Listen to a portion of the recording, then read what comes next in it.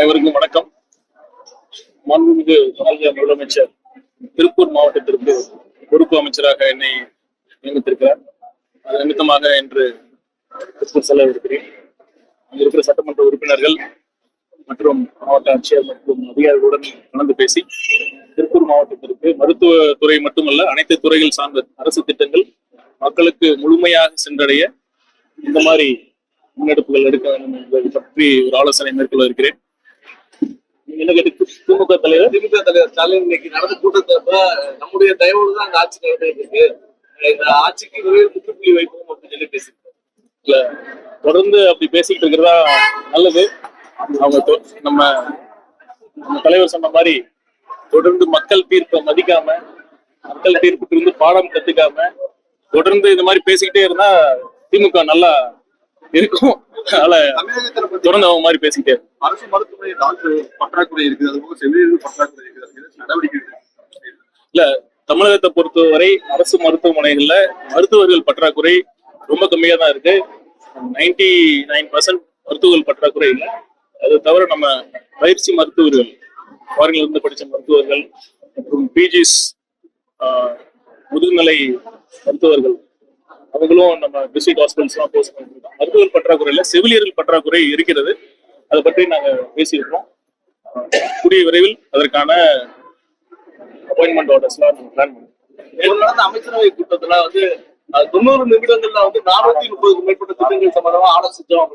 அது எப்படி அந்த 90 நிமிஷத்துல 430 திட்டங்களை எப்படி ஆலோசனை புரிஞ்சுக்கணும். அதாவது ஒரு தமிழ்நாட்டிற்கான தொலைநோக்கு திட்டங்கள் 436 திட்டங்களை பத்தி ஒரு பிராடான ஓர்வியூ, ஒரு 3 அறம் பொருள் இன்பம், அந்த 3 பிரிவுகளுக்கு கீழே எந்தெந்த மாதிரி துறைகள்ல எந்த மாதிரி திட்டங்கள் இருக்குன்னு சொல்லிட்டு எல்லா திட்டங்களையும் சொல்லல, ஒரு பிராட் அவுட்லைன் அந்த திட்டங்கள் பற்றியான ஒரு கையேடு கொடுத்துருக்காங்க. ஒவ்வொரு திட்டங்களும் நாங்க பேசல. தலைவர் அவர்கள் ஒரு நீண்ட கால ஒரு திட்டத்திற்கான ஒரு விஷனை கொடுத்திருக்காரு. அனைத்து திட்டங்களும் அதே மாதிரி கண்டிப்பா அது முடியாது. 90 நிமிடங்கள்ல 406 திட்டங்கள் பத்திலாம் நாங்க விரிவா பேசல. அந்தந்த துறைக்கான திட்டங்கள் அந்தந்த கையேட்டில் இருக்கு. அந்த துறை சார்ந்த அமைச்சர்கள் அதை பார்த்து எப்படி தமிழ்நாட்டு மக்களுக்கு நல்ல முறையில எடுத்து போகணுங்கிறது உங்களுக்கான அந்த உத்தரவை கொடுத்துருக்காங்க.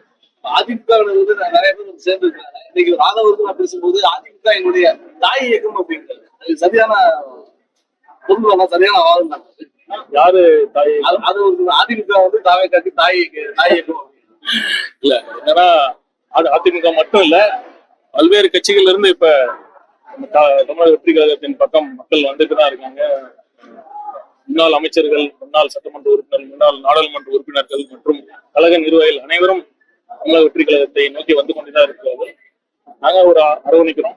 பாத்தீங்கன்னா அதிமுகவை பொறுத்தவரை ஏன் வரான்னு உங்களுக்கே தெரியும்.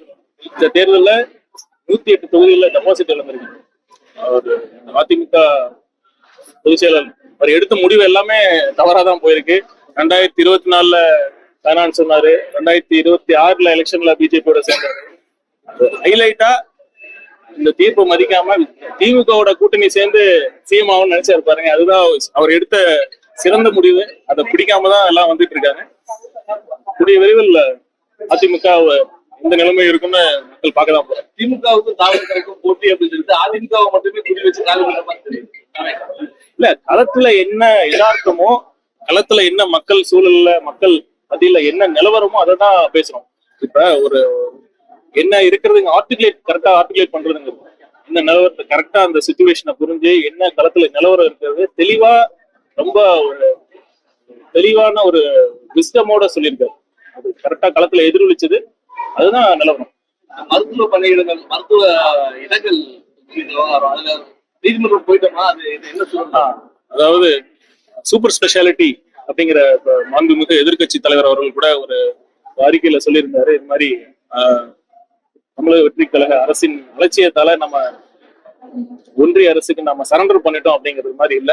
கண்டிப்பா பாத்தீங்கன்னா கடந்த 2 ஆண்டுகள்ல தான் அப்படி சரண்டர் பண்ணிருக்கோம், எந்த வித எதிர்ப்பும் இல்லாம.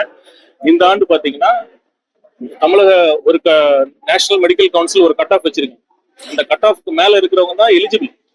என்னாவது நம்ம தமிழ்நாட்டுக்கு ஒதுக்கப்பட்ட அந்த இடங்கள் நிறைய சமயம் ஃபில் ஆக முடியல. ஏன்னா நிறைய டாக்டர்ஸ் வில்லிங்கா இருக்காங்க, ஆனா கட் ஆஃப் அதிகமா இருக்கனால நம்ம ஃபில் பண்ண முடியல. அதனால என்ன ஆகுது, கடந்த 2 ஆண்டுகள் யூனியன் லிஸ்ட், அதாவது ஆல் இந்தியா கோட்டாவுக்கு சரண்டர் பண்ணிட்டாங்க. ஆனா அவங்களாலையும் ஃபில் அப் பண்ண முடியாம என்ன பண்ணாங்க, அவங்க அதுக்கு பிறகு ஆல் இந்தியா கோட்டால கட் ஆஃப் குறைச்சி ஃபில் பண்ணாங்க. இது பாத்தீங்கன்னா அது நாமளே பண்ணிருக்கலாம். நம்ம கட் ஆஃப், நம்ம ஸ்டேட்டுக்கு கட் ஆஃப் குறைக்க அதிகாரம் இருந்ததுன்னா நாமளே குறைச்சி நம்ம தமிழக அரசு மருத்துவர்கள் மூலமா அந்த இடங்களை ஃபில் பண்ணிருக்கலாம். இதற்காக உடனடியாக உச்சநீதிமன்றத்தை நாங்கள் அணுகியிருக்கோம், மேல்முறையீட்டுக்காக அணுகியிருக்கோம். கூடிய விரைவில் இதற்கான நல்ல முடிவு வரும். நாங்கள் தமிழகத்தில் வந்து 7.5 அரசு பள்ளி மாணவர்களுக்கு 7.5 இடஒதுக்கீடு தராங்க. அது உயர்த்தற்கு வாய்ப்பு இருக்கா சார் எண்ணிக்கை? இல்ல, அரசு பள்ளி மாணவர்களுக்கு வந்து மருத்துவ கல்வி படிக்கணுங்கிற ஒரு நீண்ட நாள் ஆசை இருக்கும். அதுக்கு 7.5% அதிமுக ஆட்சியில் கொண்டு வந்தாங்க. அது உயர்த்தப்படுறதுக்கு வாய்ப்புகள் இருக்கா? நீங்க உண்மையிலுமே பாத்தீங்கன்னா கிராமப்புற மாணவர்கள், அதுவும் அடித்தட்டு மாணவர்கள், அவங்க ஒரு சிட்டியில கான்வென்ட்ல படிக்கிற மாணவர்களோட கம்பீட் பண்றது உண்மையிலுமே கஷ்டம் தான். 7.5% இடஒதுக்கீடு உண்மையிலுமே அது ரொம்ப ஒரு பயனுள்ளதா இருந்திருக்கு. அது உயர்த்துவதை பத்தி நான் முதலமைச்சர் கலந்து பேசி உரிய முடிவு.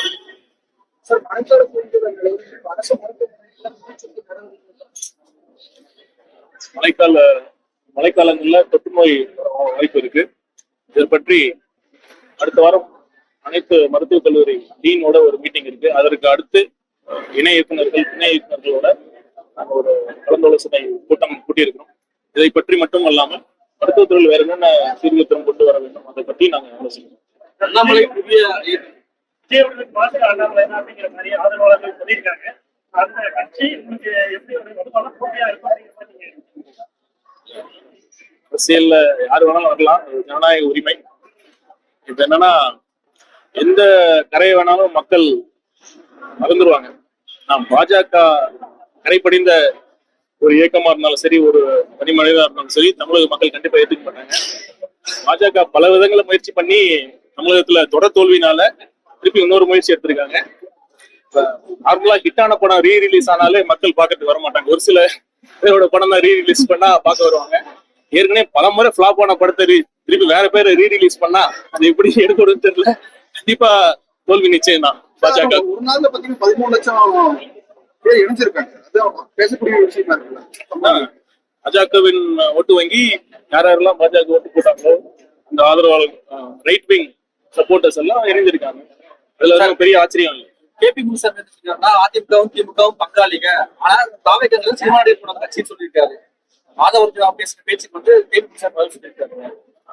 தாவேக்கா அதிமுகவும் திமுகவும் பங்காளிங்க, ஆனா தாவேக்கங்களை வந்து அதனாலதான் ஒண்ணா சேர்ந்தாங்க. சினிமா நடிகர் கட்சின்னு பல விமர்சனங்கள் வந்திருக்குங்க. உங்க புரிஞ்சுக்கணும், பல மேடையில சொல்லியிருக்கேன். தமிழக வெற்றி கழகத்தின் ஆதரவாளர்கள் வட்டம் சினிமா விஜய் அவர்களோட ரசிகர்கள் மட்டும் 50 வருஷத்துக்கு மேல தமிழகத்துல 2 கட்சியும் மாறி மாறி ஆட்சி பண்ணிட்டு இருந்தாங்க. இந்த மாற்றா யாரும் வரமாட்டாங்கன்னு மக்கள் ஏங்கிட்டு இருக்கிறப்ப தன் உச்சத்துல இருந்த பொசிஷன்ல இருந்து வந்து துணிச்சலா இந்த இடத்துக்கு நம்ம வரணும் அப்படின்னு முதல் மாநாட்டிலேயே ஒரே சமயத்துல திமுகவையும் பாஜகவையும் எதிர்க்கிற துணிச்சல் இருந்தது காரணத்தினாலதான் மக்கள் அவரை ஒரு தலைவரை எடுத்துக்கிட்டாங்க. தமிழக வெற்றி கழகத்துக்கு ஓட்டு போட்டது யாரும் விஜய் ரசிகரா ஓட்டு போறோம். விஜய் அவர்களை நம் தலைவர் அவர்களை தலைவராக ஏத்துக்கிட்டனாலதான் ஓட்டு போட்டுருக்காங்க. சரிங்களா? நன்றி.